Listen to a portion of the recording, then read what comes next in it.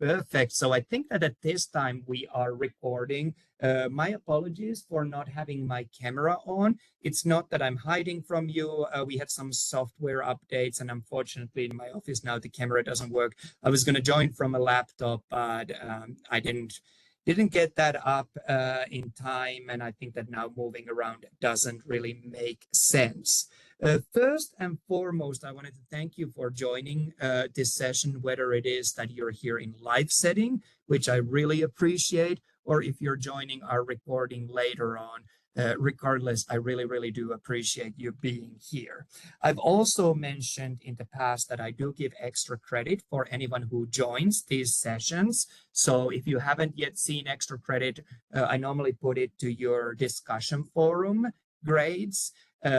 Please know that I will update those. And if you don't see that appearing and you feel like, oh, he missed me, it is possible. Sometimes I do miss things that I missed you. And if I missed you, just let me know afterwards, drop me a message, I'll get it fixed. But normally I'm pretty much on top of that.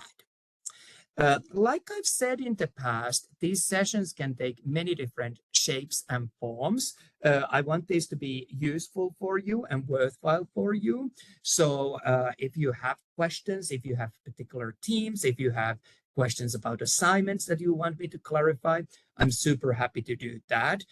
Also, if you just want to get a nutshell version explaining the key points of the chapter material, I'm prepared to do so. So it really is that you can drive the session or you can just sit and listen. It's up to you what you want. So I'll give again like 15 seconds space for anyone if anyone wants to vocalize that, hey, this is what I want to hear about, or this is what I want us to address.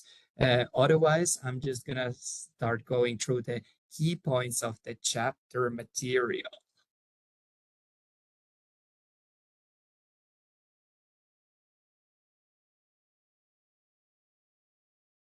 In that case, it sounds like we're good with moving ahead with the chapter content. So what I normally do with my students is that I just kind of want to check that everything's going good. You might notice that I'm very, very big on my students' welfare and well-being. I never want to intrude your personal lives, but I do want to make sure that you have a chance to let me know.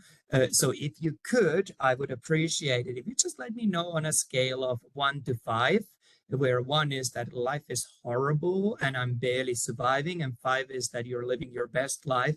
That where are you sitting today? Where are you sitting? It doesn't just have to be with this course, but in general, you can either drop it to the chat or you can unmute and give me a shout out, whatever works for you. Or if you're shy and you don't want to say how you're doing, I totally respect that as well. But I think it's important that we acknowledge that not everyone is having best time all the time. If someone's telling me that they're not having a great time, I will promise that I won't bug them.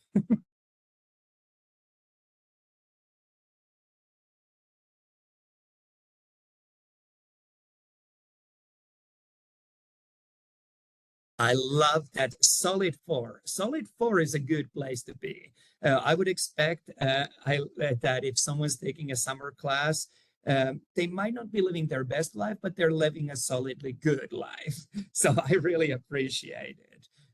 I think that we need to have both highs and lows in life to appreciate also those highs. So that's a good place to be. Normally, I do also, and I realized that I haven't put the screen on that I was talking about. But normally, what I do my students as well is that I check regularly what's going well, what's not going well. I will do this more formally in the coming weeks. One of the challenges that I sometimes have is that, yes, we collect a lot of student feedback, but most of that feedback we collect after the courses have ended. And one of my big worries is that if you tell me that something was really bad, I can't fix it if I hear it only after the courses ended. So in a couple of weeks, I'll be reaching out and checking that what's good, what we should keep doing, and what's not working, what I should change. So if you have something spontaneous immediately, you can let me know during this time, or you can drop me a message through the Canvas, and you can also keep on lookout that I'll send out a survey about that. Just checking, making sure that if I can fix it, I will definitely try to fix it. Um, I'm going to skip the next one. Normally, we do a little bit of kind of reflection on life and wisdom from the ancient people who know more than us. But for today's purposes, I'm going to move ahead.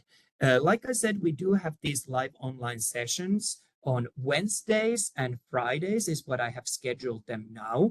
But please know that these are fully optional. I so appreciate you being here, especially if you're here in live setting or if you're joining me through a recording.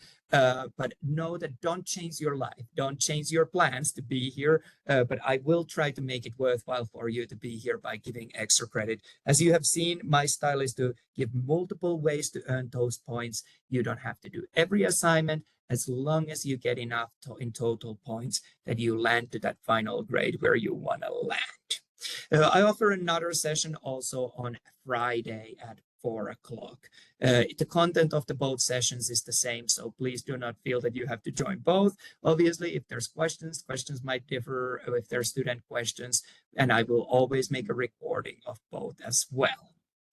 So let's have a look of what we've got lined up regarding the homework for this week. So this week was a little different from my average week, what I would normally have us to do. So rather than going through 2 learning modules, we covered one, or we are covering one learning module, but that's a little larger learning module that covers 3 chapters, chapters 2, 3, and 4. The good news is that a lot of the content of this week's chapters should be revision from your BIO 181 or BIO 156 or whatever general biology, general bio course you've taken. It is basic concepts. Sometimes students are like, why are we going through these basics if we already should know that? Well, I'll share that I also do have students. I won't name names, but occasionally, and even in this group, I do have students who have had a little bit of a break since last time that they took biology courses. And I think it's good that we bring everyone to the same level before we jump into new material. And these basic concepts of biology, of basic chemistry of life and cell tissue biology, molecules, macromolecules, they're really concepts that are going to help you with the other subsequent chapters. So that's why I want to make sure that everyone knows them, so it's easy for us then to move ahead with those. So for this week, I have 2 quizzes, quiz from chapter 2 and quiz from chapter 3. I didn't put a quiz from chapter 4 because I do think that, again, 2 and 3 are the most important ones. I do also have a discussion forum. This week, I'm trying something a little different in the discussion forums. And what I'm trying is that I'm actually asking you to do 2 posts. The purpose is to kind of build a little bit of momentum on that of having dialogue. So when you post, I normally try to send some follow-up questions. It doesn't mean that you have to answer to those follow-up questions. I post them to anyone on this course. Or you could even post as your first or second post questions or answer to your colleagues' questions. Or you could just react to your colleagues' post that, hey, this was really interesting. I was thinking of the same. How about this? So it really is purpose to just kind of promote that dialogue a little bit. I'm going to be honest, not everyone is a chatty kind. So if you hate the discussion forums, you don't have to do them. But really, I'm just looking for 2 post participation. I'm not too strict of how you participate. It's up to you. This is really to meet our accreditor standards, but it's also because I do genuinely do want this to be a place where you have classmates and you know at least a little bit of your classmates by the end of the course and you feel comfortable working with them. So that's what I'm looking for the assignments. If anyone has any questions about the assignments, feel free to jump in or drop them to the chat. I do not have practice anatomy this week, and I do not have a simulation, nor do I have a food for thought mini essay. So it's simply those 2 quizzes and that discussion forum. So that's why I'm asking a little bit more on the discussion forum. I'm not hearing any questions. So just to be super, super, super transparent, I'm also going to share what's coming up next week. Not this week, So all of this week's assignments, I'm asking that you would submit them by the end of the week on Sunday, 1 minute before midnight. But next week, we are getting back to that normal pattern that we're covering 2 learning modules. Each one of them covers 1 chapter. So we're going to be covering chapters 6 and 7. These are going to be actual body systems. So we'll get to the kind of normal pattern of the course. We'll look at systems of the body. In addition to that, next week, we'll be taking our first exam and first practical. I know students always feel super stressed about this, but I can assure you that I would not ask you to do something that I wouldn't have prepared you to do. So for the exam 1 and practical 1, we will have a review session. I will talk through exactly what to expect, but just to put your mind at ease, exams cover questions that are very similar or even identical to what you would have seen at quizzes. And practicals cover questions that are similar or even identical to what you would have seen in practice anatomy questions. So exams are going to be a mix of questions like multiple choice, fill in a blank, ordering things, putting things in order, or choosing multiple options that are correct, true, false statements, things like that. Practicals, it is literally me showing you a picture and asking you out of 4 options, what is the correct one that describes what you're seeing in that picture? So that just hopefully puts your mind at ease. I don't want you to race too far ahead and be worried about those. Like I said, I will always prepare you for those, but I think that that just gives you an idea of what to anticipate. So this week, any questions about any of those? So this week, what we've been doing has been that we've been reviewing the 3 key chapters, chapters 2, 3, and 4, that provide us fundamentals to understand biology and understand human A and P. So the reason why we talk about chemistry is that all life is based on chemistry. We can study life on many different levels. We can look at organisms, we can look at organ systems, but if we go to the smallest level where we can go, it always ends up being at the chemical level that we're studying life. So we might be looking things like composition, structure, properties, behavior, reactions that the smallest of elements that life is built on have. Really, I think that the smallest one that I can kind of narrow it down to would be really at the level of elements. So let's have a look of elements a little bit. And it turns out that we will be talking about periodic table of elements, and there's a lot of elements listed on that table. But if we really look at it, 96% of you, 96% of your body is made of 4 main elements. So even though we're going to cover a bunch of elements, it is these 4 main elements that we're focusing on. We're focusing on carbon and hydrogen, and hydrocarbon backbone is really the backbone that organic chemistry is built on.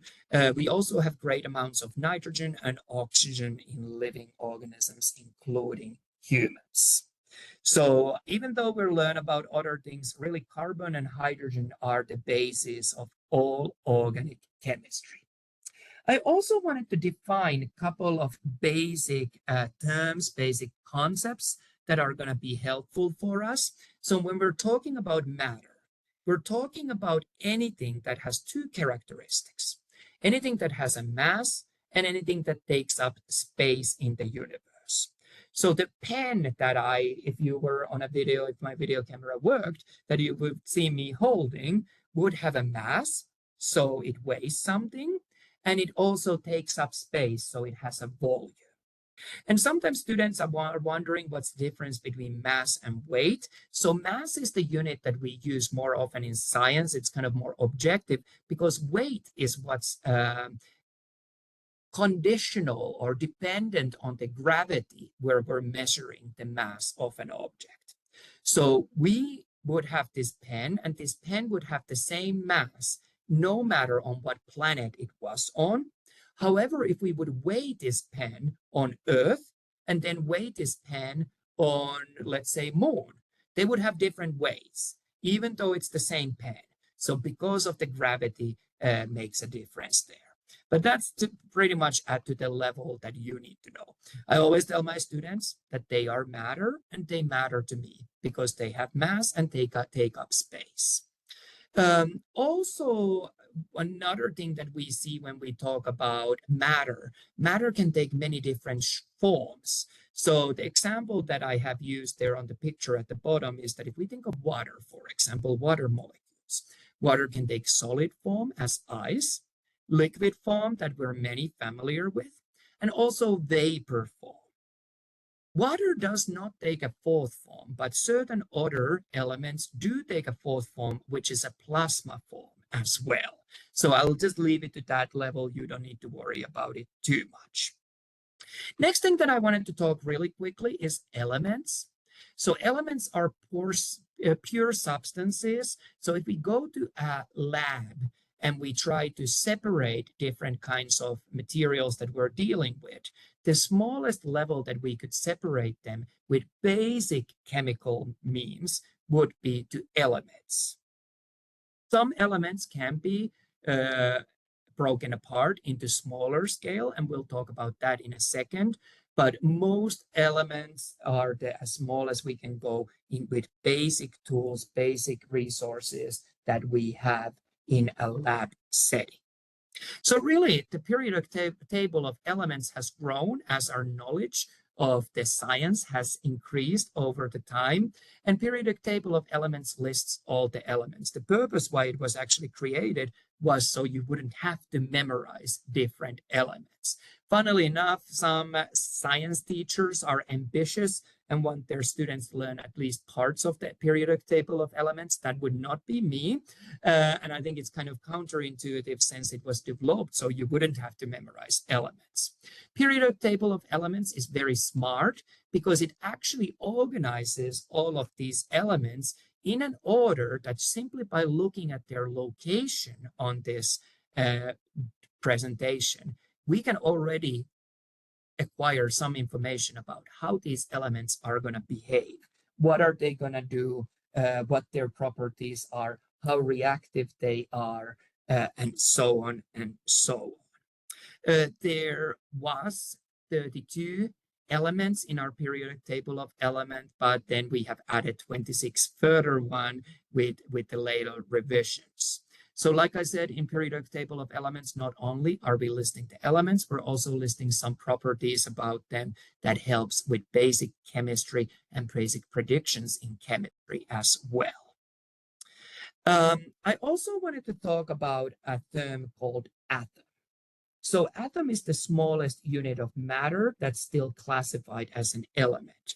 In reality, you can consider that most of the time elements and atoms are interchangeable terms.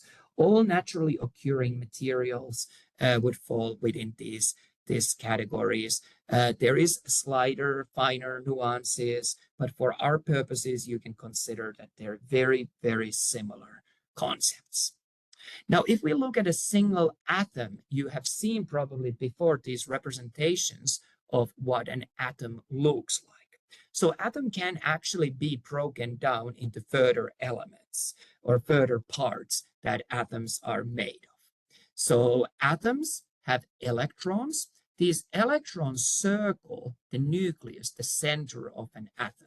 And often in these presentations that you see of atoms, you might see that they look like these electrons would be statically on this kind of a plane circling this nucleus. But in reality, they're much more vibrant. They're constantly rotating, and they're not just rotating on this two-dimensional axis, they're rotating to all directions, like planets around our sun. So they're rotating on many different planes. And then at the center of an atom, we will see the nucleus. A nucleus is made of protons and neutrons. Interestingly, electrons carry a negative charge, protons carry a positive charge, and neutrons, like the name proposes, are neutral.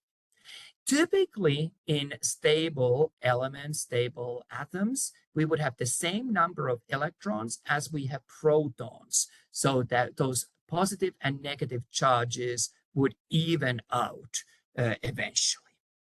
What I wanted to show here was that on a periodic table of elements, for this element, we've been looking at helium so far.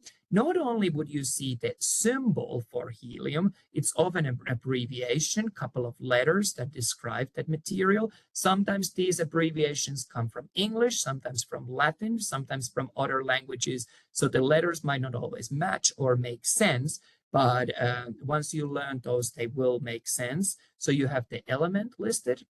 You will also have the number, atomic number listed, and atomic mass listed.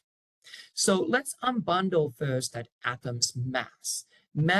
Atom's mass, you can also see it sometimes referred as a mass number. It's when you add together the mass of proton and neutron. We don't include electrons into the calculation of atom's mass because electrons carry so insignificantly small mass that we really don't need to worry about it. And let me just let others join our class as well.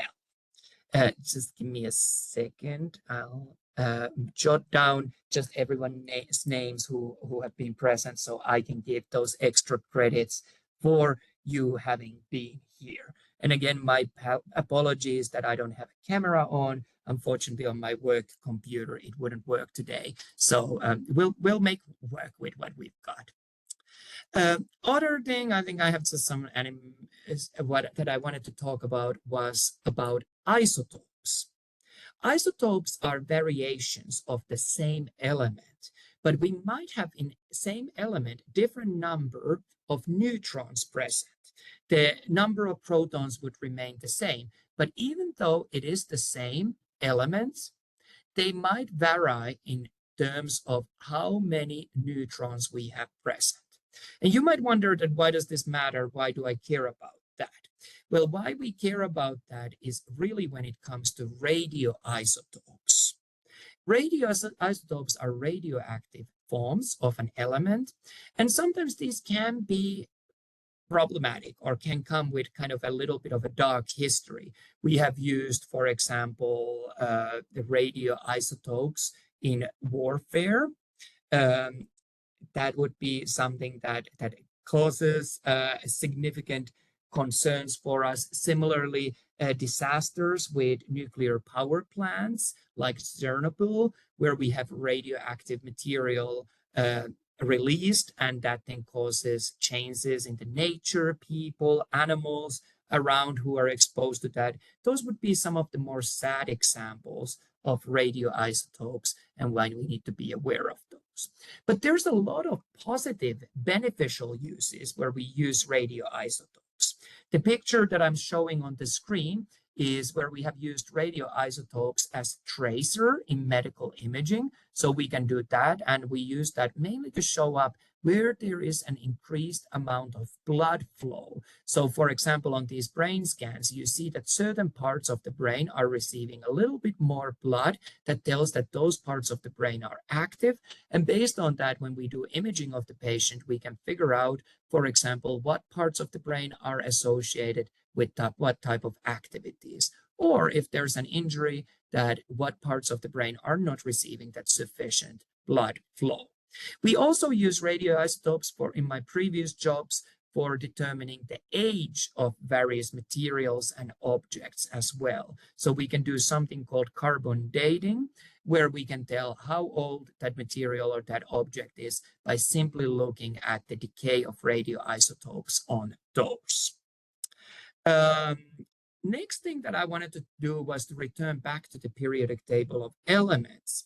And what we see is that periodic tables of elements are organized in periods. They are these columns, and they are organized in groups, which would be these rows that we see. And what we see is that the order of elements within specific periods and specific groups is going to be important once we start to, again, predict how they will behave in chemical reactions. forward and moving upwards, couple of words about molecules. So far we have been talking about elements and atoms. But once we have more than just one atom that come together, so it could be two, or it could be more than two atoms that come together and form a molecule. That's the term that we use to describe that. Typically, our molecules are electrically neutral, so there's no overall charge differences. There might be charge differences within particular parts of a molecule, however. So next thing that I wanted to do was to talk a little bit about atoms going further than what we've seen so far. So I mentioned earlier on that we normally have electrically neutral atoms.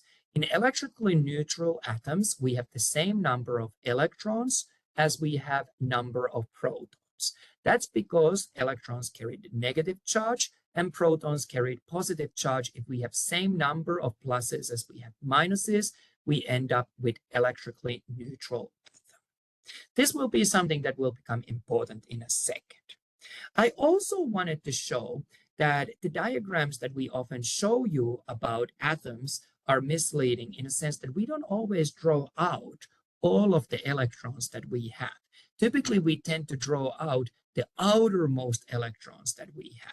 But in reality, atoms have electrons on multiple shells. So again, you can think of these as planets that circle the sun. And there's planets at multiple shells, so they're not all on a same plane or same trajectory. What's interesting is that in an atom, the innermost shell can typically hold only maximum of 2 electrons. It might be that sometimes we just have 1 electron, sometimes we have 2. But if we have more than 2 electrons in an atom, that third electron has to be placed on a second electron shell. So the second electron shell can contain 1, 2, 3, 4, 5, 6, or even 8 electrons. But typically 8 electrons is the maximum number of electrons that we can fit in to the second electron shell. And then we would move on to the third shell and so on as we're adding more electrons to the model or to that particular atom has more electrons. But typically you don't have to worry about more than 1, 2, and 3 shells on this level of studies. Have an electron that has the outermost shell. We talk about the outermost shell, like I said, that's what we're most interested. Most of the time, we're not worried about what's on the other shells than the outermost shell, because this outermost shell is the shell that's going to cause the reactions of that atom. And when that outermost shell has a maximum number of electrons that can fit onto it, we describe as that atom having a full stable valence shell. So valence shell refers to the outermost shell, and once it has the maximum number of electrons, we describe this atom as being stable. We can also have atoms where we don't have the outermost, so the valence shell, fully full. It can be missing 1 or more electrons, or it can only have 1 electron. And in this example that we're seeing on this screen, we are missing 1 electron for this valence shell to become full. So we have 6 electrons, we would like to have 8 so that it would be fully full. Now, if a valence shell is just short of becoming a full shell, we know that it's going to be incredibly reactive. So any atoms that are just short of 1 or 2 or few electrons, they're going to react very quickly on other reactions and very eagerly on other reactions. Other example of this would be an electron or would be an atom where we have only 1 electron on the valence shell, because this atom would now actively try to get rid of this electron so that it could get rid of this valence shell, so that now its new valence shell would have a full number of electrons. So these as well would be very active, very reactive in chemical reactions. So again, if this one would have gotten rid of that 1 electron on its outermost shell, it would have become stable because the second valence shell would have the maximum number of electrons, as you see in this illustration. So now that we know all this, we can return back to our periodic table of elements. And here we see that typically, if we look at this first column, if we wish, we see that these elements on this area, are going to be highly reactive. Similarly here. And then we have elements that have full valence shell, as you can see here on this darker color. These are very, very stable elements. It's hard to make chemical reactions with this. So again, if we just know where in the periodic table of element an element lands on, we can tell whether it's going to be very reactive or whether it's going to be very non-reactive, simply based on its location. So that's why chemists really love their periodic table of element, that it provides them so much information. Now that we've talked about that, we can start looking at chemical reactions. And here we saw the earlier situation where we had an atom that had one electron on its outermost shell. In this case, this electron is going to be looking for ways to get out of this atom so that we end up with an electron with a full valence cell. So in this reaction, what would have been going into the reaction would have been known as reactant, and the outcome of the reaction would be known as a product. So when you see these arrows, whether it's chemical formula or drawings of atoms, you know what's on the left-hand side is going to be reactants, and what's on the right-hand side is going to be our products. So that again allows you to read those chemical reactions a little bit more. So what we see on this example is that we can also have a reverse.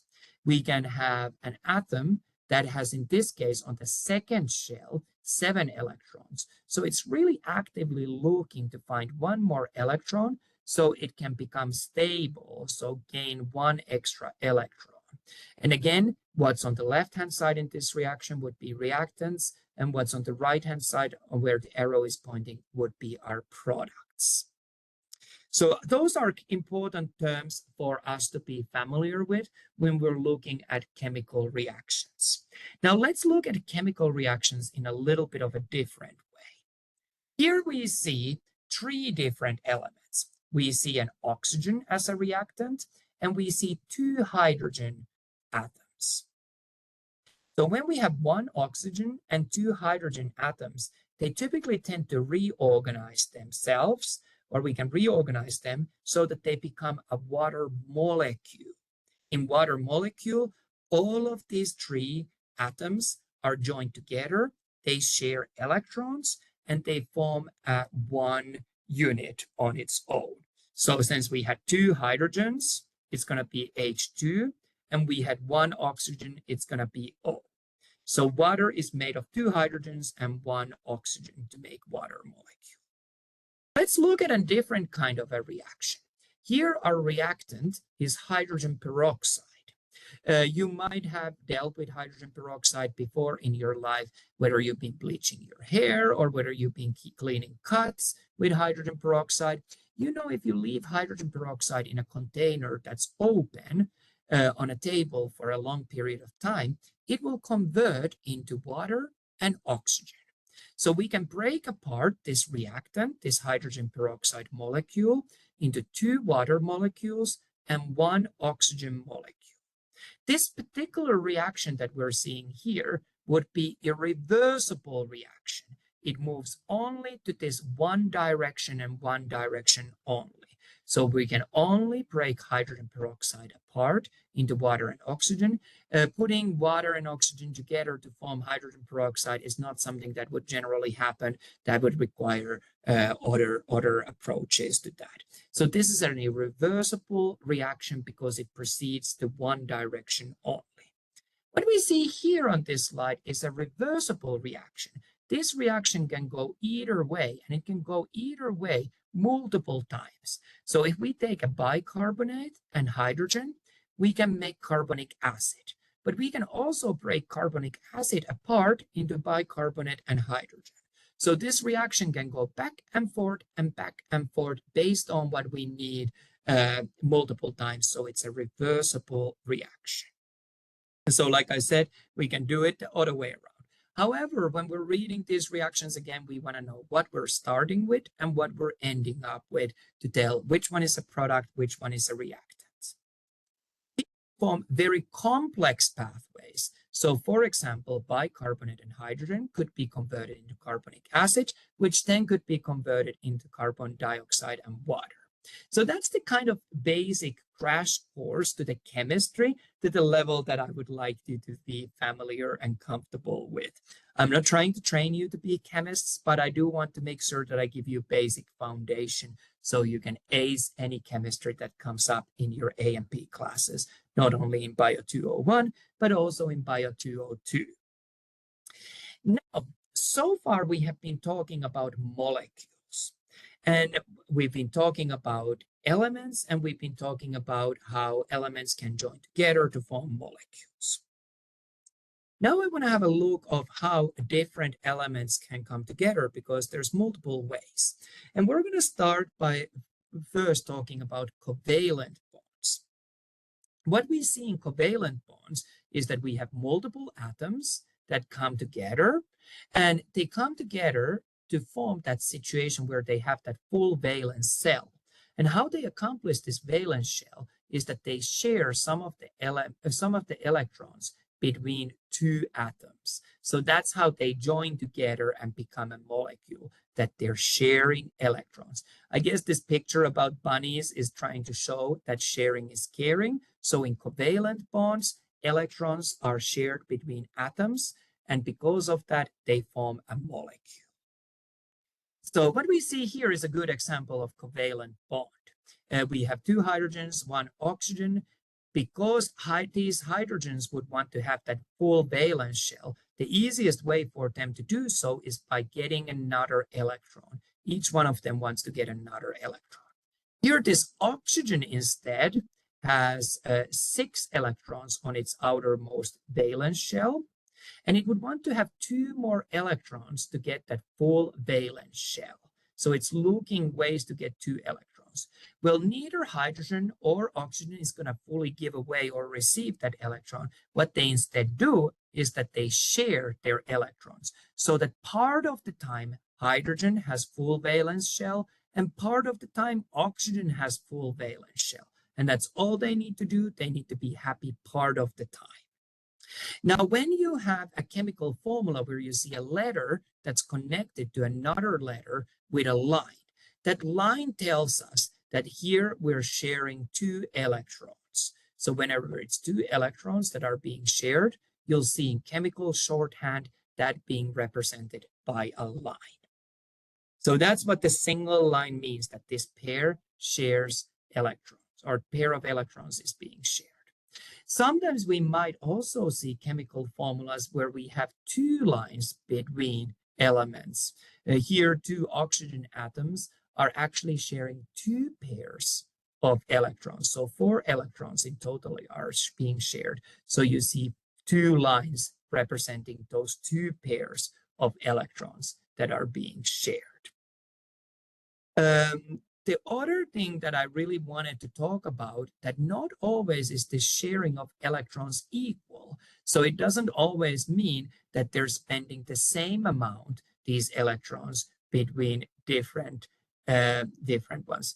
You can hear me or you can't hear me. You can hear me, I hope. If you can't hear me, drop it to the chat. But if you can hear me, I'm super glad. Perfect. Next thing that I wanted to show is, so in non-polar covalent bonds, these electrons are shared equally. So they're spending the same amount of time. But we can also have polar covalent bonds. And these ones, the electrons were shared unevenly. So the difference between non-polar, the electrons are shared equally. Polar, they're shared unevenly. So that was our covalent bonds. The next one that I wanted to talk about is our ionic bonds. In ionic bonds, we're actually not sharing. We're completely giving away or gaining electrons. so that these atoms can get that full valence shell. So let's have a look of example of that. And I think that we already discussed this a little bit earlier on. So here we see that in order to get to that happy place, we would here want to get rid of one electron because the second shell would have full 8 electrons. And here we're desperately looking for one extra electron. So we would have a full valence shell of 8 electrons on here. So these two atoms can work together and they can give away the electron, as you see it has moved in here, or they can receive that electron. So now both of these would have a full valence shell and they would be very, very happy with how they are. Because now we have lost or we have gained electrons, the overall charge of this atom is slightly different. So cations have overall positive charge because they have lost now one electron. So there's more of those plus signs at the nucleus. And anions have gained an extra electron. So there's more negatively charged electrons than there's positively charged ones at the elements at the nucleus. So really, I guess that the big thing there to point out is that when we're talking about cations and anions, we're really communicating whether that atom has gained or lost electrons. Final one that I want to talk about is our hydrogen bonds. Hydrogen bonds are basically weak bonds, but because water is so essential for our life, we are going to be giving it a special category. So here we have two water molecules, and remember that water molecules share the electrons slightly unequally. So the electrons are going to spend a little bit more time here at the oxygen end than they're spending at the hydrogen end.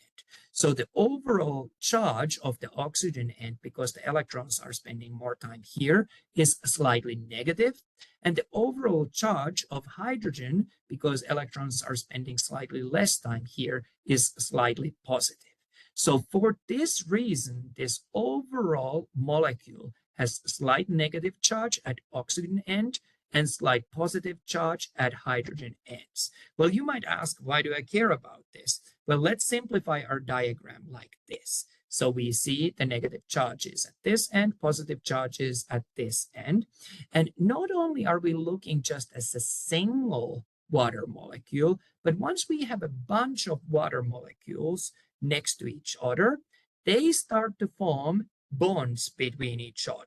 And these bonds are always from positively charged end to the negatively charged end, or from negatively charged end to the positively charged end. So water molecules don't arrange themselves in water just randomly. They arrange themselves so that the positive and negative ends are kind of hanging out together. So they're forming pairs. This is a very weak bond, so it's very, very easy in chemical sense to break apart water into molecules.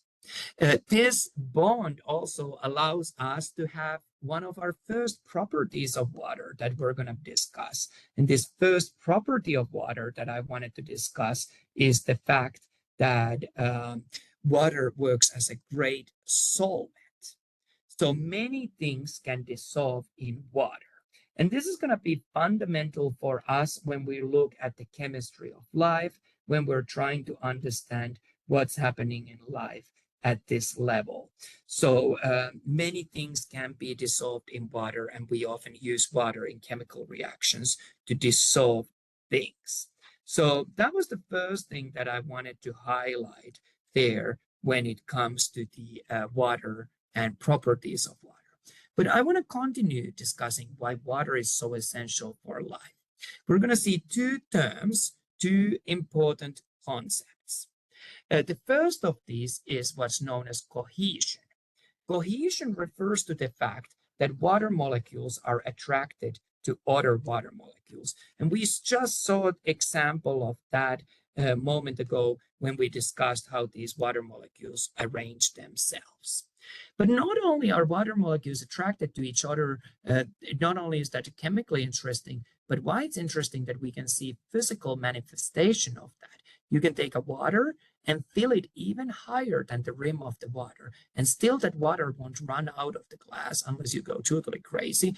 For that reason, we form this kind of a dome-shaped structure that holds water even more than what fits into the glass, because the cohesive forces are holding those water molecules together so tightly.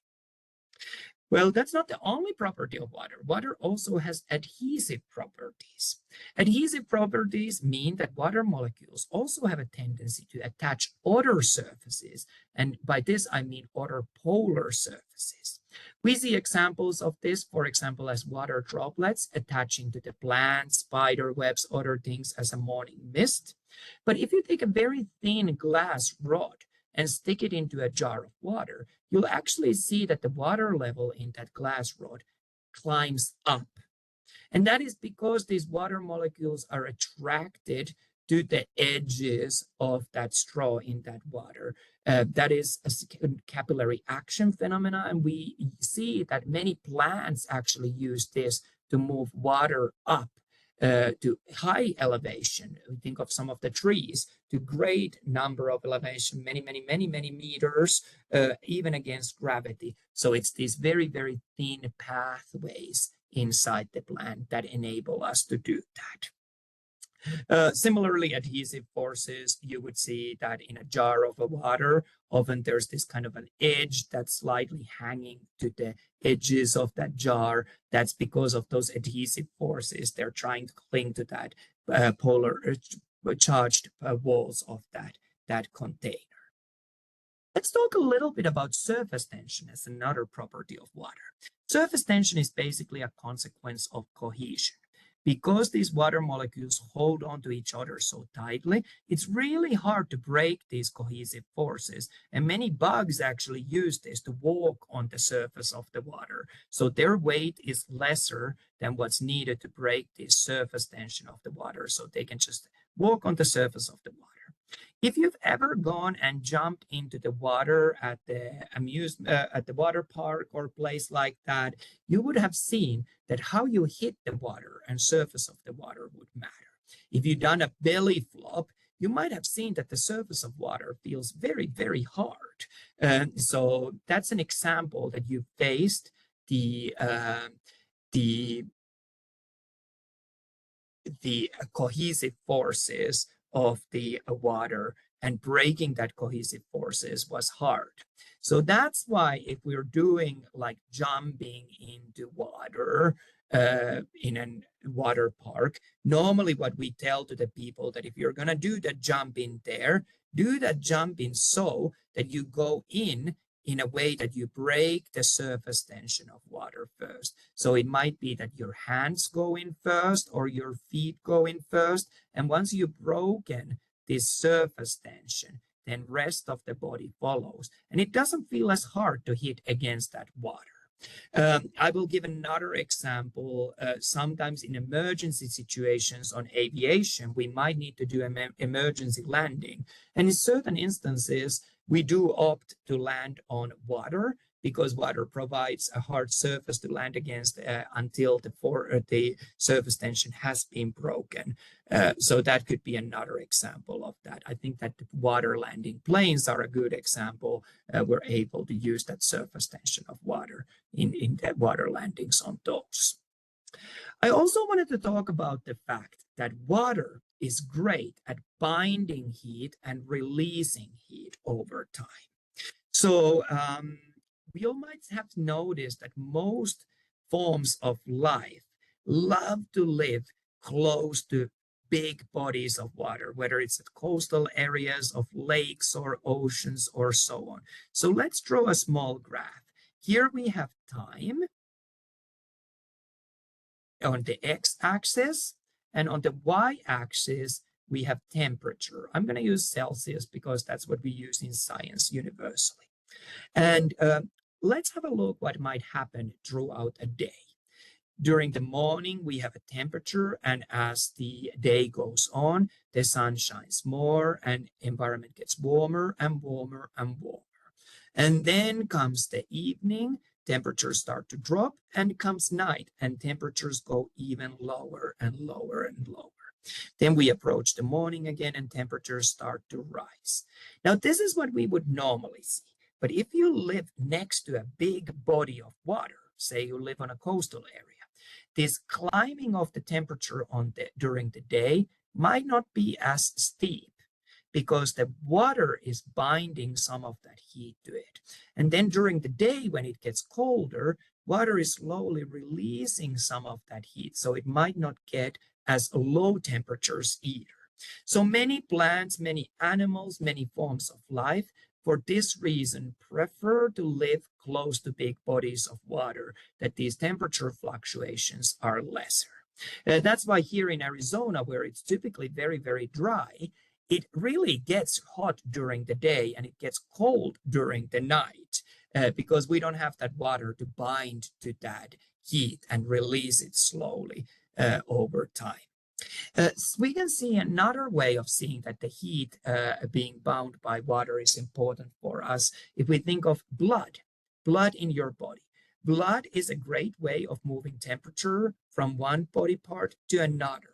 So we often, if you're, for example, exercising, you're at the gym, you're running a lot, your blood can capture that heat from your muscles and move it to the surfaces, for example, to the skin surfaces, so we can slowly give away that temperature. Similarly, if it's really, really cold and your nose tip, ears would be at the danger of getting a frostbite, we can actually transport heat from our core organs to those with the blood flow. So we transport more heat to your nose, to your ears, so that they don't get a frostbite. So water is a great heat reservoir for transporting heat from one body compartment to another. We also see, like I mentioned, water can take many different forms. Water can take solid form as ice, liquid, and then vapor form as steam. So that's all I'm going to say about the different forms that water takes. And finally, water, partially because it is a solvent, works as an excellent transport media.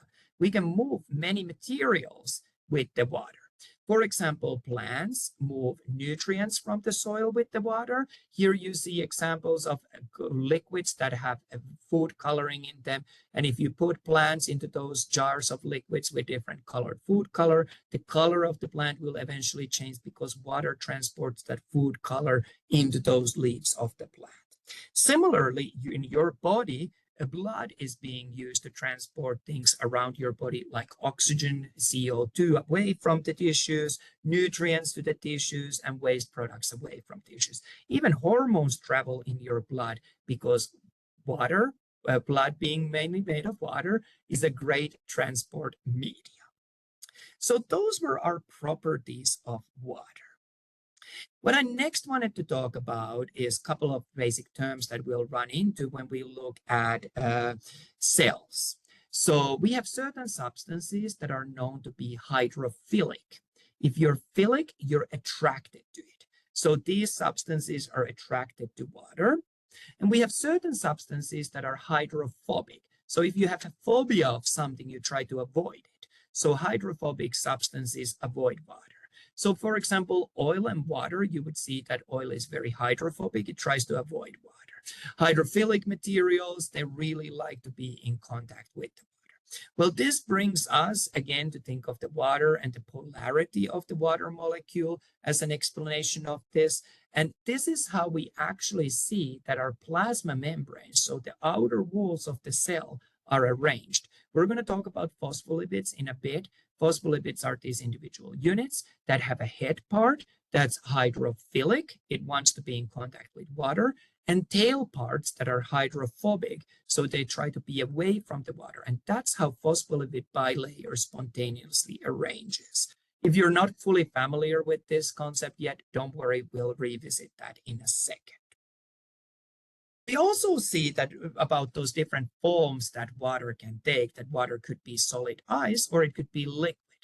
Well, we see that solid ice tends to float on the surface of water. And let's figure out why that would be the case. So what we see here is a droplet of water, and you see all these water molecules there. And then you see a block of ice, and you see the same water molecules there. When in a liquid format, the water molecules can organize themselves much closer to each other. But when water turns into solid format and crystallizes, these water molecules are further spread apart from each other. And that means that water expands when it freezes. So that's why, because we have the same amount of water in droplet and ice block, but the ice block has a larger volume, it's going to float on this droplet or in this body of water. This is why when you put things into a freezer, you want to be very mindful if it's liquid, if it's water or water-based substance, that it has room to expand in your freezer. For example, if you put a soda bottle into a freezer, it is very possible that as it freezes, it expands and the bottle cannot no longer handle that expansion and the bottle bursts. Same happens with water hoses during freezes, that if there's any water in a water hose, it's going to expand. It was fine inside that hose when it was liquid, but now it expands and it might rip that hose apart. That's why during freeze nights, we need to be mindful about our pipes. So that was the explanation about why does ice float. I hope that that made sense. And we're going to wrap up chapter 2 with the concept of pH scale. So pH scale tells us how much hydrogen we have in a solution. So pH scale runs through a large range of numbers. In that range of numbers, pH 7 would be neutral. Anything above 7 would be considered as basic, and anything below 7 would be considered as acidic. And you can organize different materials based on their pH along that scale. One thing to notice, though, in the pH scale is that it's logarithmic scale. By that, what I mean is, and let me get my pen out here, is that whereas in a linear scale, you have, again, these two axes here. In a linear scale, once you move, the movement is kind of equal from one value to another. So if we say that we have 2 units here and 4 units here, to move from 2 to 4 is 4 is twice the amount of 2. So that's what it means, linear.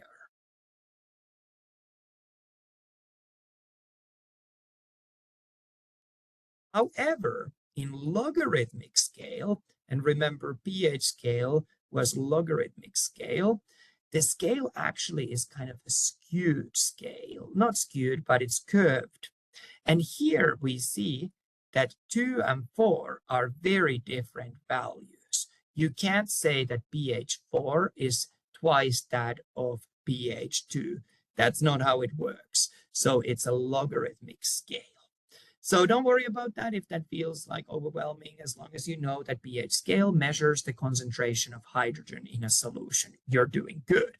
And as long as you know what's neutral and that basic substances have higher than 7 pH and acidics have lower than 7 pH.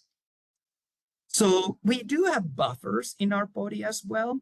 Buffers are chemicals that neutralize pH changes. For example, when you have belly aches and you take Tums, those Tums neutralize your stomach acid's pH so you don't get belly ache. So that's what I wanted to say about the pH scale. I know that I said that we'll wrap up chapter 2 in a second. I do want to show one minor concept or a few minor concepts. We often hear that we talk about organic chemistry. Organic chemistry is basically chemistry of life. We're looking at things that are from living sources. Basis of organic chemistry is that we often see in organic molecules that are organic chemistry, carbon and hydrogen.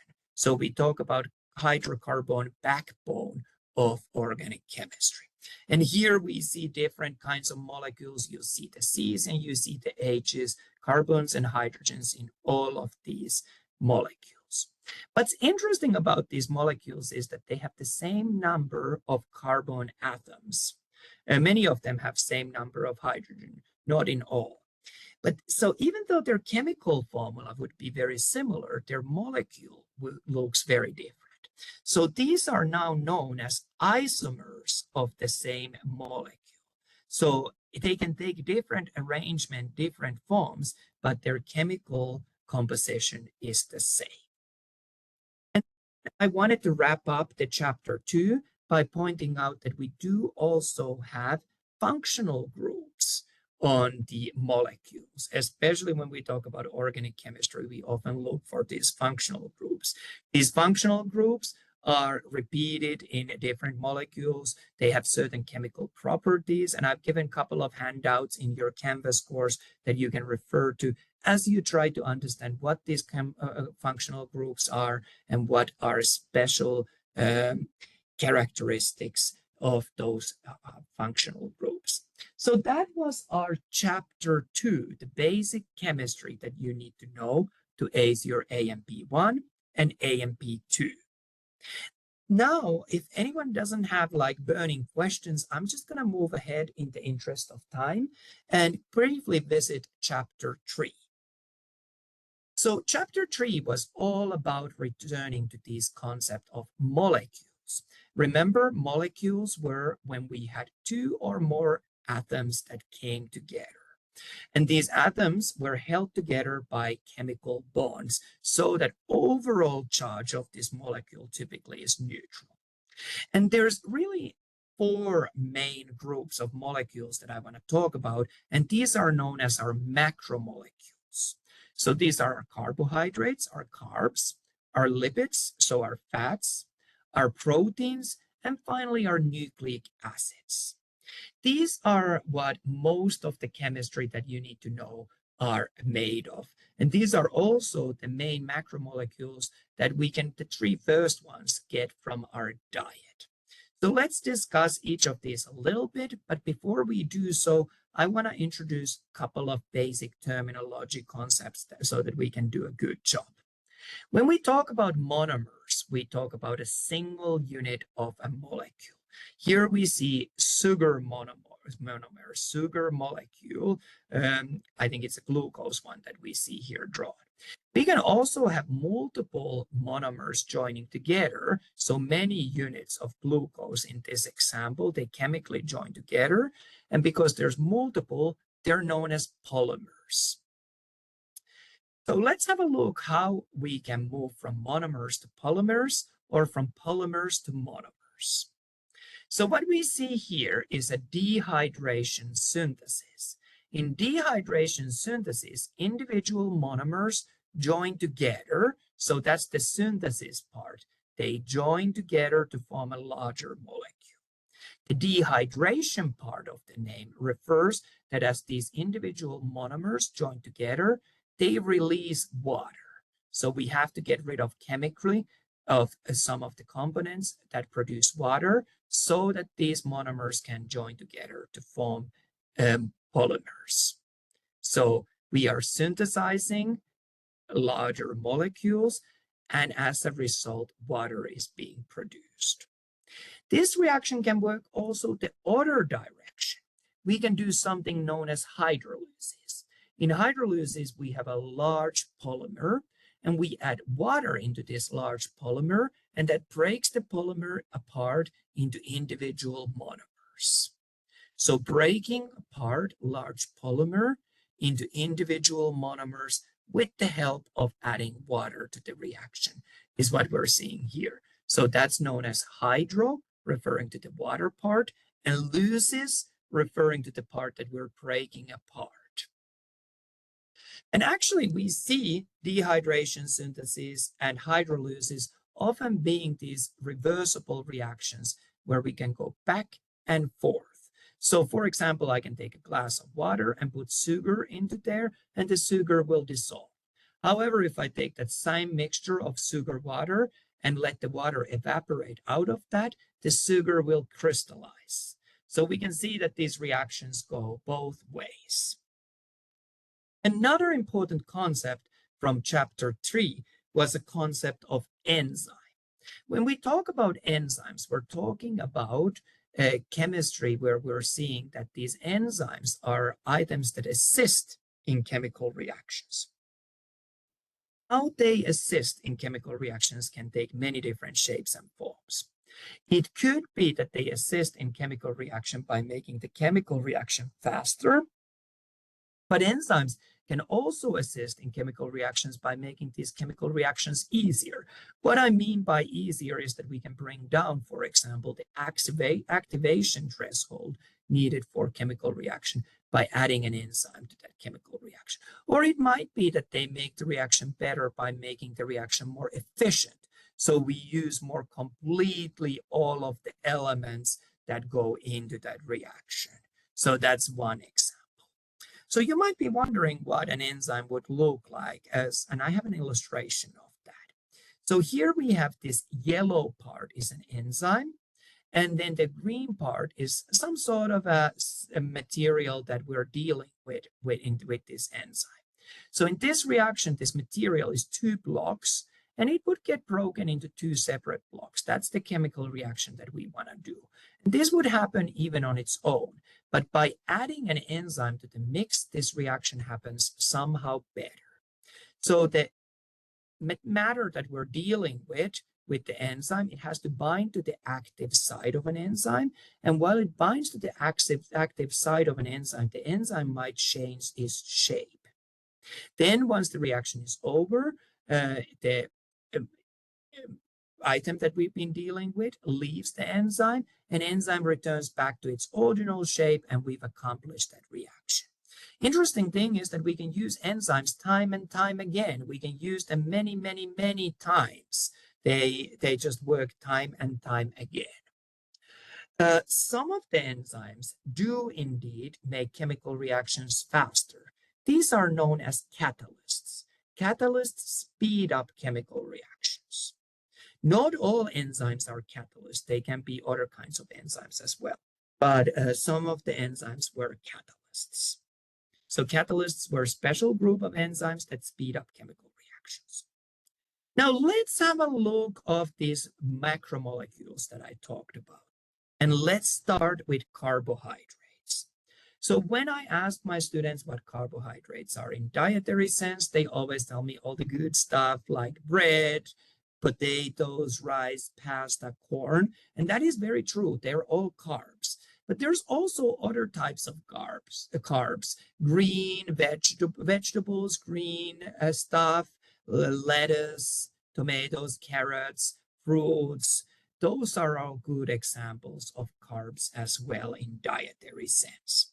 What we use carbs for is as energy and raw materials to build our body.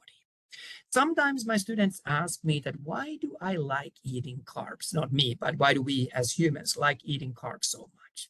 Well, the best theory that we have at the moment is that it's kind of a consequence of our evolution, consequence of our history. So we are attracted to eat high energy things, and carbs contain a lot of energy. So that's why we still, even though we get enough energy and we have a highly nutritious diet, we're still attracted to eating these things because it's as kind of like a survival sense from the past. Other thing that I wanted to mention when we talk about carbs is that not all carbs get digested. Carbs can contain a lot of non-digestible material. This is known as fiber. Having fiber in our diet is important. Fiber helps us to feel full. So if you eat foods that are high in fiber, you don't get hungry as quickly. Fiber also helps to move material along your digestive tract, kind of pushing materials along, scraping the walls of the digestive tract along the way. So it helps us to have a regular functioning of our digestive tract and our colon. So that's why some people are really particular of paying attention that they eat high fiber diets. Now let's have a look of carbs a little bit further. So carbs could come in these many arrangements. We can have monosaccharides, which are really simple sugars. We can have disaccharides. I think we see disaccharides, for example, in the milks, or we can have polysaccharides, which are very complex carbs. My students always ask what are the best types of carbs to eat, and I say always try to eat complex carbs. The reason is that if you get very simple sugars in your diet, we have a tendency as humans to go through those simple sugars really fast. And again, let's do another graph. So if you have ever dealt with kids and you've given kids candy, high sugary foods, you know that they get a high amount of energy really fast from that high sugar food. But then once they finish eating that high sugar food, very soon their energy levels crash. This is because these mono and disaccharides are so easily available for your body that your body uses them quickly and then they're gone. However, if you consume these polysaccharides, there's much more complex forms of carbs. They tend to give us energy for a longer period of time because they need to be broken down into smaller and smaller units. So the energy remains available in your body for a longer time. So we always tell our students that you should eat complex carbs if you have a choice. I also wanted to mention with the carbs, a special type of polysaccharides known as chitin. Chitin is what forms exoskeleton of many bugs. So, you know, we have internal skeleton as humans, many animals, not all animals have internal skeleton, but many bugs, for example, their skeleton is outside their body. Well, this type of a polysaccharide can be actually dissolved by bug sprays. So those dissolve their skeleton and they die. How I describe my students, these chitin and polysaccharides that have made the exoskeleton. So I tell my students, think of exoskeletons as an armor of medieval soldiers. So that's really what exoskeleton is. That was just kind of a side note. I think we already talked about that it's preferable to eat complex carbs than it is to eat simple carbs. Because of those simple carbs being burnt through so quickly, they don't remain around in our body for a long period of time. But if you eat complex carbs, they're going to be around for also when you later on need them. So that was our carbs. In the interest of time, I'm going to move on to lipids. So let's talk about fats. When I again ask my students what are examples of lipids that you might get from your diet, they tell me things like butter, lard, oil, cheeses, things like that. That is true. But there's also other types of lipids that are considered maybe as a little healthier. Fish contains a lot of lipids. Certain other things like avocado contains a lot of healthy lipids. Olive oil, nuts, seeds, things like that. Sources of healthy fats in your diet. Lipids are highly concentrated forms of energy. So we, again, biologically are attracted to eat high fat foods because evolutionarily we wanted to get a lot of energy into our body whenever possible. So that's why we are attracted to those. We can also see that certain lipids are used both by animals and plants to form a kind of a coating on their body. So many leaves, for example, have this protective coating, or certain animals like otters, their fur is lined with lipid layer. This helps to keep water so that it doesn't get to the actual fur and make them wet and cold. The water stays on the outer fur, or in terms of the plants to protect them, for example, from solar radiation or from chemicals that they might be exposed through the rain, pollution in the rain, and so on and so on. Let's have a look of lipids and their chemistry a little bit more. Here we have a lipid triglyceride. And triglyceride is made of a single glycerol and 3 fatty acid chains that have merged together. So that's what a triglyceride is. Again, remember the process of hydrolysis. We can break apart triglycerides, and this is what happens during your digestion. We break apart so that the glycerol gets separated from the fatty acids. Or we can combine fatty acids and glycerols together through the process of dehydration synthesis and make a triglyceride. So you see a lot of those terms back and forth. We're seeing them again and again. So let's focus on a single fatty acid chain on a triglyceride. So let's study 2 different arrangements that we see in fatty acid chains. Fatty acid chains can be saturated. In saturated fatty acids, These carbons are joined with single bonds to other carbons. So 2 electrons shared between each one. These are fats that are typically found as solid in room temperature. So things like butter that doesn't really melt in a room temperature, or lard. These have single bonds, like I mentioned, between the carbons, and they are considered as worse for your health. So they may increase your cardiovascular disease risk. However, unsaturated fatty acids, they have at least one, if not more, double bonds between the carbons. These double bonds cause a kink in the shape of this fatty acid chain. These materials that have double bonds are things that are liquid in room temperature, like avocado oil, for example, that's healthier for you. They're considered better for your health. And this is where the terms saturated and unsaturated fatty acids come. So saturated fatty acids were these that had a single bonds, that were solid in room temperature and come with greater cardiovascular disease risk. So saturated fatty acids are generally considered worse for our health, whereas unsaturated fatty acids are considered as better for our health because we had these double bonds. They were liquid ones. So that's something to notice. However, humans are interesting creatures. We have taken some chemical reactions and started to create something that is known as hydrogenated fats or trans fats. Here we chemically alter this fatty acid chain, and we chemically add a double bond there. This double bond is not a natural one. It's man-made.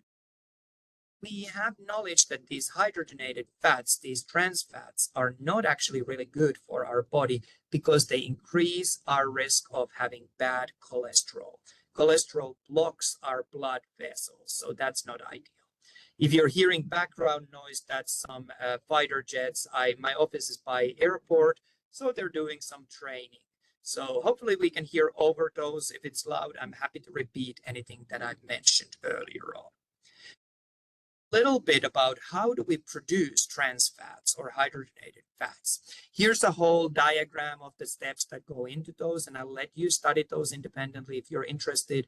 But it is a process where we use some heavy metals. We end up with a product that we actually need to bleach to make it prettier, make it more aesthetically enjoyable. So many people these days are moving away and is trying to avoid those trans fats because we know they're not great for our health, and because that manufacturing process is not as natural, if you wish to use that word to describe it. So that was main points. I mentioned about the lipids, so I want to mention here phospholipids. These are units what your cell membrane is made of. So we see a single phospholipid here. Phospholipid, like I said, had hydrophilic head part and hydrophobic tail part. This is why we get these arrangements that the heads that like to be dealing with the water are facing towards water, and tails that want to avoid water tend to group together, and we get a phospholipid bilayer, which is the outer lining of a cell. You'll also see a protein embedded in it in this picture. Finally, I wanted to talk in relation to the lipids a little bit about steroids. So let's have a look of steroids. Steroids are made of cholesterol. You will get all the cholesterol that you need from your body naturally. You do not need to eat high cholesterol foods. And steroids are used to do many hormones in your body. And that's the level of detail that I want you to know about those. Let's move on to the next one and talk a little bit about proteins. Good sources of proteins, eggs, especially egg whites, certain beans, tofu, milk, and certain meats as well are great sources of protein. What's interesting about protein as a group is that proteins are not stored in your body. So you need to have protein around available when your body needs it. Otherwise, the protein doesn't stick around and it just leaves our body through the wastes. We also turn to proteins if we don't have other sources of energy available. If we don't have carbs and we don't have fats, then we start to use proteins in our body as a source of energy. Proteins are what our muscles are built from as well. Proteins serve also as a structural material to build our body. So again, if you go to the gym, if you want to train and go build big muscles, which are made of proteins, you want to make sure that your body has available protein. So you might want to consume some protein shakes or protein drinks so that when you're exercising, you have that protein. Otherwise, if you don't have protein, if you don't have also carbs and lipids, your body will start to use your own muscle as a source of energy. So this is really where those low carb diets are based on, that we wouldn't have carbs. So then you start using lipids instead as an energy, and you become skinny as a result of that. Like I said, proteins are used as a structural material, but they're used for many other uses as well in your body. So you can learn more about those if you want from our lecture videos and from our textbook. When we talk about proteins, I wanted to show that they're polymers of amino acids. So we have this variable group, and you can learn again more about those variable groups from the handouts that I provided you on your Canvas course. Few words that I wanted to say about proteins that I think is interesting when we look at the chemical structure of protein. We can study in many different levels, primary, secondary, tertiary, and even quarterly level, where we see really that protein bends and it takes this three-dimensional shape. And really studying the three-dimensional shape of the proteins was a challenge for us for a long time until we got computers that are able to model those. The reason why I showed this is really, and the picture of Nicole Kidman is because of her hair.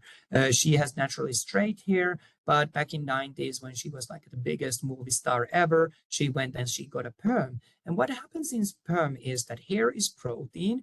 And once you change the chemical structure of a protein, also the physical shape of the protein will change. So that's all I was trying to show there. We see that proteins and the shape of the proteins also when we look at red blood cells.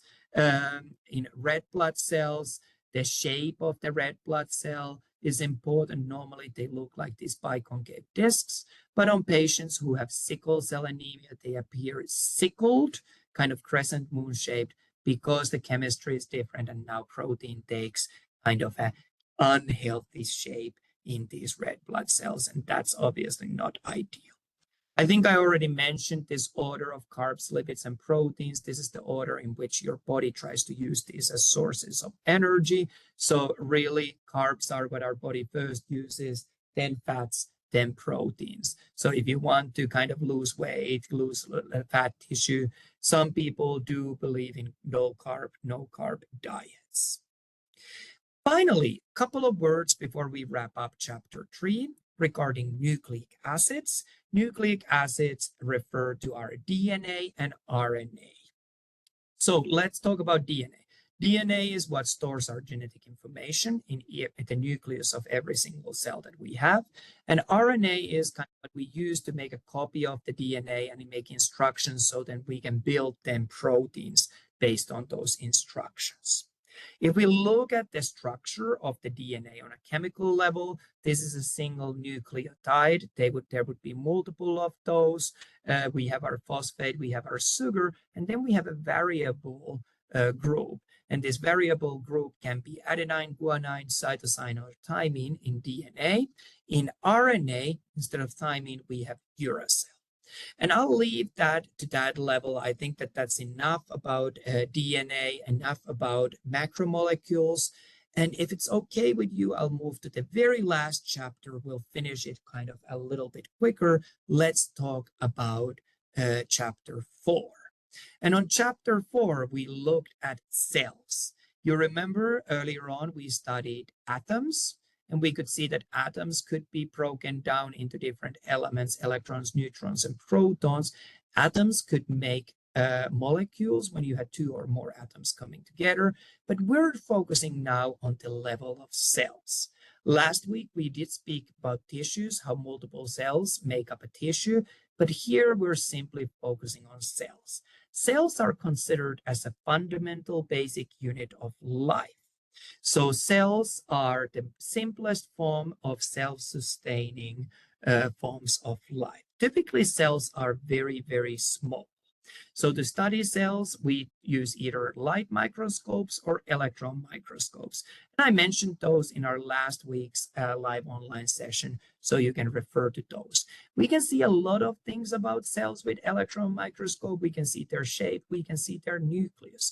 But to see actual cell organelles, we need to move on to electron microscopes. So the question that I get from students is that why cells are so small? Well, the small size of the cells is really consequence of something known as surface area to volume ratio. Cells generally want to have a lot of surface area. And if we make a cell too large, it doesn't have as much surface area in relation to its volume. So we always try to keep cells small, typically to the range of a couple of millimeters at the max. We do have some cells that are very, very long, like neurons in your spinal cord, but most cells are small.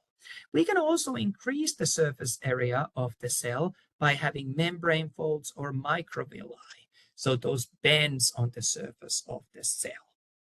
I think we talked earlier on about how study of cells was known as field of cytology, and study of multiple cells coming together forming tissues was known as histology.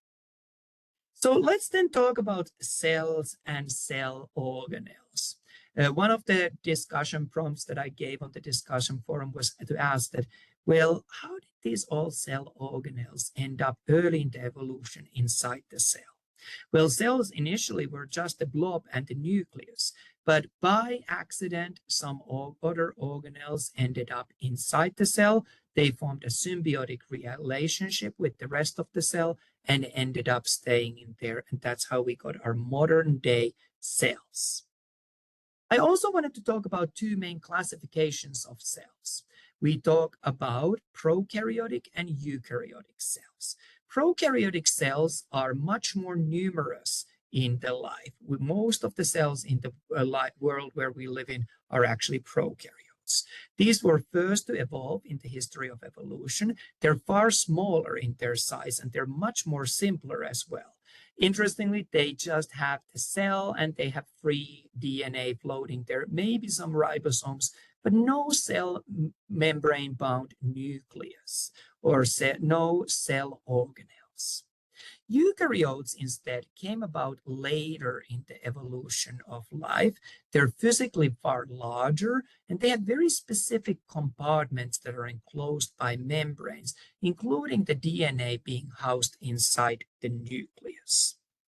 And these specific compartments are important for us.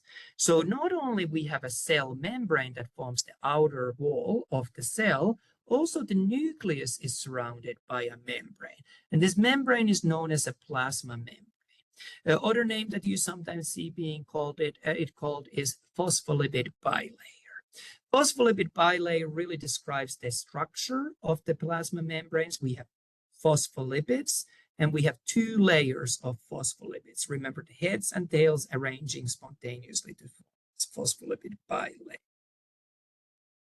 So here again, we see a single phospholipid.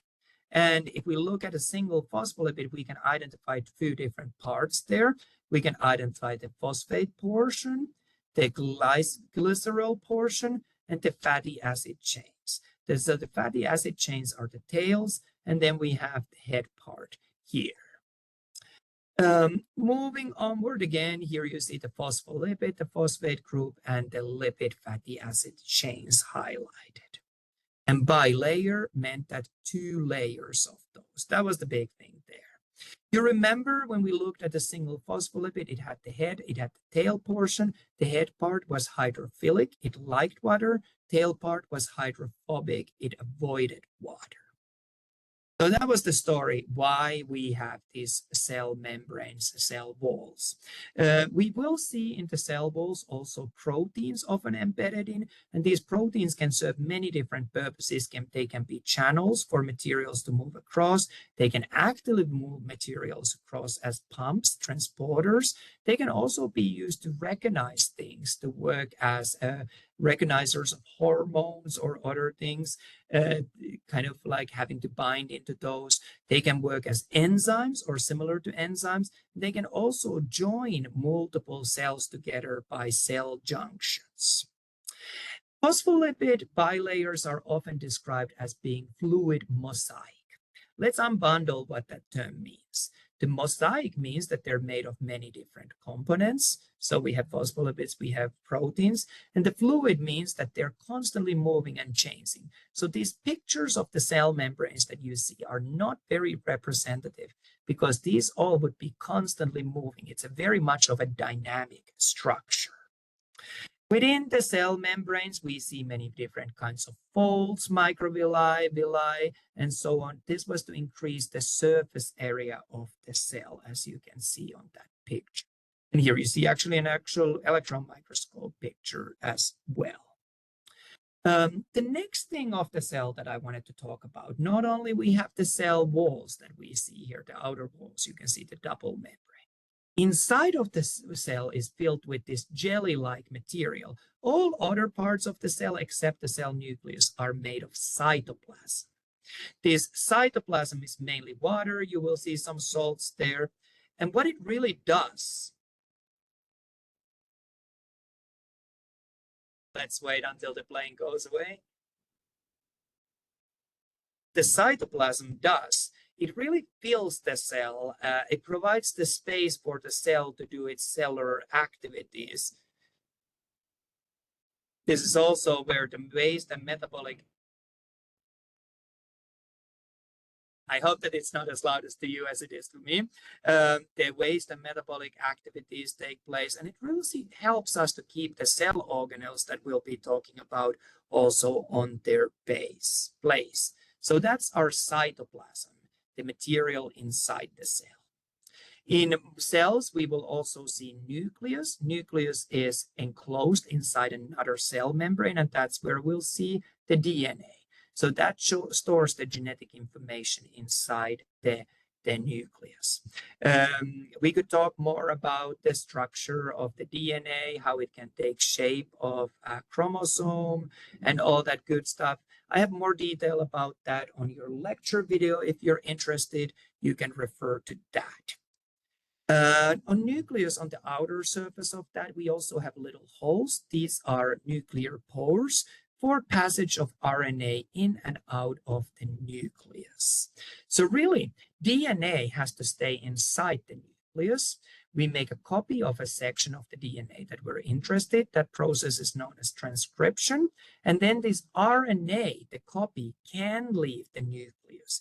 We use RNA as instructions for ribosomes to build up a protein from amino acids that join up as a chain. That process is known as translation.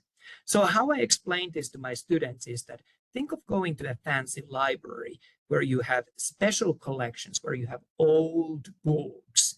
Those would be our DNA. Those old books you're not allowed to check out from that special collections of library. So if you're interested about the information on those old books, you have to go to that special collection. That would be our nucleus. If you want to take that information out from there, you have to make a copy of that old book. That's our RNA. So now we can take that RNA, that copy of the old book, and then use something about that outside the library. So the making of the copy was transcription. You're basically transcribing what DNA says. And translation is when we take that instructions and make something useful out of them, like a protein. Just like you take a recipe from a recipe book and you make a dish based on that recipe. So I hope that that analog helped you. I also wanted to talk about a structure known as mitochondria. Mitochondria are often in your textbooks referred as a powerhouse of the cell. So this is where we convert chemicals into chemical energy, ATP. So we build up chemical energy currency of the cells from the material carbohydrates. In a mitochondria, we have these folds inside. These are known as cristae. And interestingly, mitochondria also has its own DNA, which is maternal origin, and we'll also see ribosomes within the mitochondria. I also wanted to highlight another structure. This structure we only see in plants, chloroplast. Chloroplast is the part of the cell where photosynthesis takes place. So we take CO2 and water and sunlight and convert it into sugars and oxygen. This is what plants do, and that's why the chloroplasts of the plants are so important. There are some further structures of a chloroplast that you can study in the full lecture videos if you're interested. I also wanted to talk about a structure known as endoplasmic reticulum. We often abbreviate that as ER. Endoplasmic reticulums are networks of membranous tubes, kind of a continuation of the nucleus, and some of that has a smooth surface. This is known as smooth ER. It serves many different functions. Then we have rough ER that has ribosomes attached to that ER.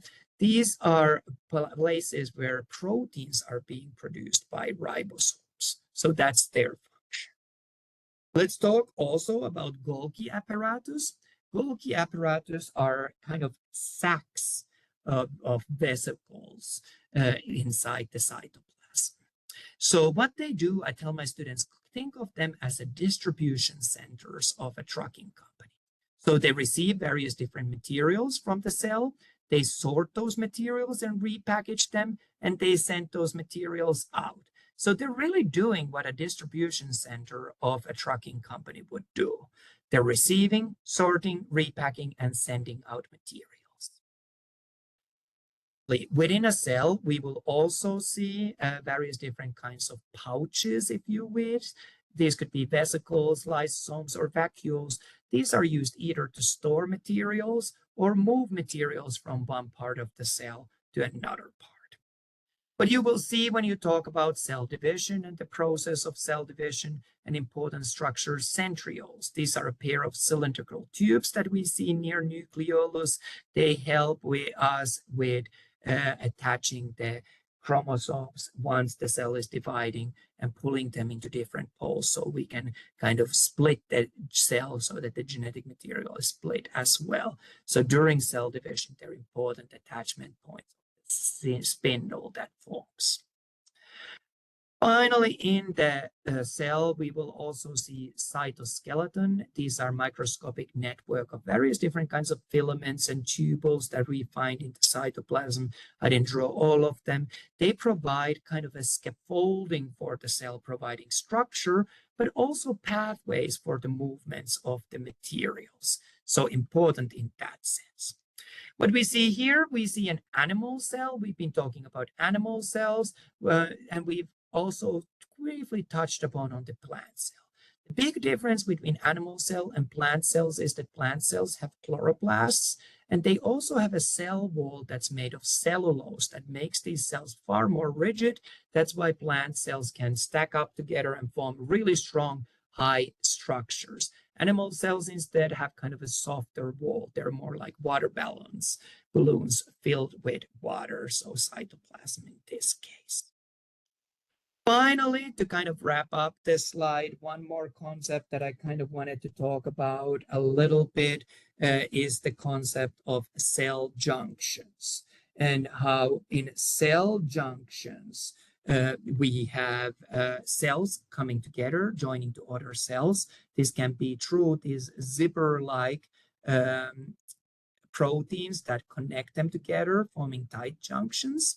It can also be proteins that are on both sides on different cells and provide kind of attachment points to those filaments that make up the cytoskeleton inside both cells, kind of anchoring spots. Or they can be gap junctions where these proteins run all the way through these walls of the cell on both sides. I was going to talk briefly about also a process of endocytosis and exocytosis.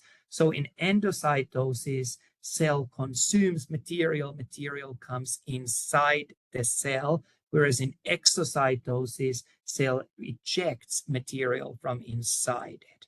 If you're interested of that process, I really encourage you to look the full lecture videos. You might find that interesting. And that really brings us to the end of our material on this week's chapters. I know it was a ton of material, and I promise in the coming weeks, our live online sessions are going to be shorter. If you grasped all of this material, you are doing fantastic. You have gotten everything you need to get out of chapters 2, 3, and 4. Remember, I will not test you in an exam on chapters 2, 3, and 4. I will test you on chapters 1 and 5, and we'll see if we get any further before the exam. But these are just this week really to bring your understanding back to the basics of what you need to know about life, what you need to know about basis of life in chemical, cellular, and then also genetical level on chapter 4. If anyone has any questions, I would be happy to entertain those. If you don't have questions, that's all I have for this week. Remember, I'm looking for 2 posts on the discussion forums, and I am very, very happy and very grateful if it was helpful. I know it was a lot of information, but I promise this is the level where I expect you to know it. I hope you have a very good rest of the night, very good rest of the week. Remember, even though this is an asynchronous course, I am here to help you. That's my favorite part of my job. So just let me know how I can assist.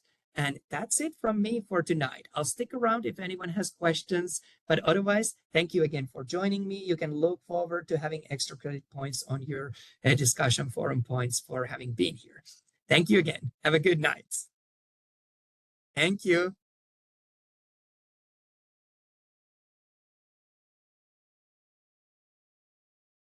Thank you so much. At this point, I'm also going to stop recording just in case anyone wants to ask questions outside the recording. Again, thank you for having been part of this, whether you were joining, thank you again, whether you were joining in person or through a recording. Thanks, bye.